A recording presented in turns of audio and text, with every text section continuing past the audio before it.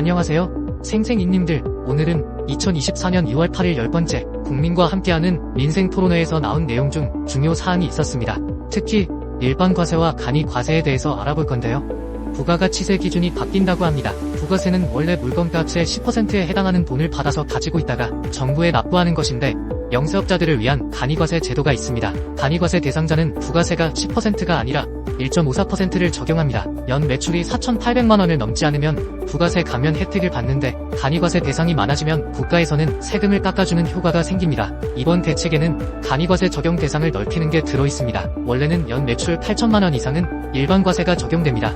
그런데 간이과세 기준을 1억 400만원으로 높인다고 합니다. 기준이 되는 1억 400만원은 기존보다 30% 높은 금액인데, 이 수치가 부가가치세법을 고치지 않고 시행령만 바꿔서 시행할 수 있는 한도라고 합니다. 이러면 소상공인들의 세금 혜택에 도움이 됩니다. 원래는 제품이나 서비스 가격을 정할 때 10% 부가세를 정부에 내야 할 것까지 고려해서 정합니다. 매출이 큰 기업형 매장 등은 10%의 부가세를 내고, 연 매출 1억 400만원 미만의 소상공인은 매출의 4%만 세금을 낸다면 시장 경제의 판매 단가를 낮출 수 있는 여유가 생깁니다. 정부는 이렇게 부가세 기준을 좀 바꾸면 많은 소상공인과 자영업자가 세금 혜택을 받을 수 있다 판단합니다. 그럼 다시 한번 부가가치세에 대해 알아보도록 하겠습니다. 첫 번째로 일반과세에 대해 알아보겠습니다. 일반과세는 말 그대로 기업이나 사업주가 모든 매출에 부과하는 과세 방식이에요. 이 방식은 매출액에서 부가가치세를 계산하여 납부하게 됩니다. 예를 들어 어떤 가게에서 물건을 구매하면 그 금액의 일정 비율의 부가가치세가 포함되어 있답니다. 하지만 간이과세는 좀 다른 방식이에요. 간이과세는 소규모 사업자나 개인 사업주를 위한 세금 부과 방식이죠.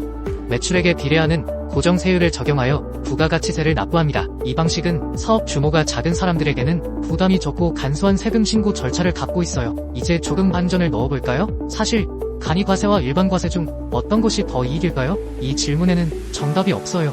사업의 종류, 규모, 상황에 따라 다르기 때문이에요. 예를 들어 규모가 작은 사업이라면 간이과세가 더 유리할 수 있고, 규모가 큰 사업이라면 일반과세가 더 이익일 수 있어요. 마지막으로 실제 예시를 통해 두 가지 과세 방식을 이해해볼까요? 가려진 카페에서 커피를 한 잔 마신다고 상상해봅시다. 만약 그 카페가 간이과세를 선택했다면 커피 가격에 이미 부가가치세가 포함되어 있을 거예요. 그러나 일반과세를 선택한 카페라면 커피 가격에 부가가치세가 따로 계산되어 추가될 거예요. 요약하자면 부가가치세는 일반과세와 간이과세 두 가지 방식이 있고, 각각의 방식에는 장단점이 있어요. 어떤 방식이 더 이익인지는 사업의 규모와 상황에 따라 다르니까 유연하게 선택하면 돼요. 세금에 관한 보다 정확한 최신 정보가 궁금하시면 관련 기관과 세무 담당 부서에 문의하시기 바랍니다. 지금까지 생생정보 김 팀장이었습니다.